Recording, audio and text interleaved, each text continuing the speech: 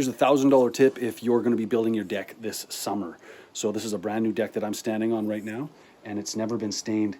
So what I highly recommend is before you install this beautiful, nice fir deck, what I highly recommend is that you coat all 6 sides of each board first, and then put the wood down.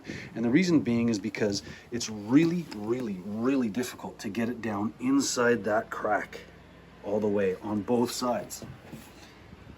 It's very difficult to get it down in between the cracks all the way down. So you can just coat the top surface. What happens is that you have drips on the side like that. And that's not good. So you want to get your brush and you want to jam it down in there and then face off the board. But the problem is that it really chews up your brush. Your brush gets totally destroyed. So at the end of today, I'm going to throw that brush away because it's not going to be usable. Plus, another tip is that because you haven't coated the underside of it, you're not totally coating the boards. You're not protecting the boards as it should be. So really what you want to do is you want to coat all 6 sides of the boards.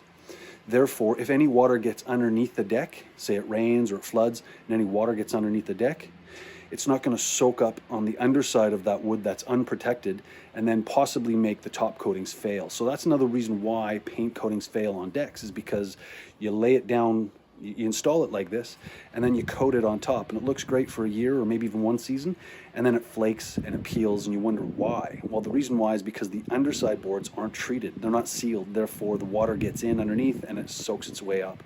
So that's my recommendation if you're building a deck this year, this summer, or anytime soon.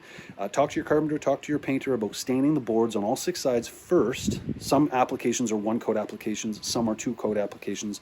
I highly recommend just coating all 6 sides of the board first and then installing it. You just get much more longevity out of the wood, and you don't have to jam your brush in there like that. A top coat makes it super easy just to slide your brush on the top and give it a good coating.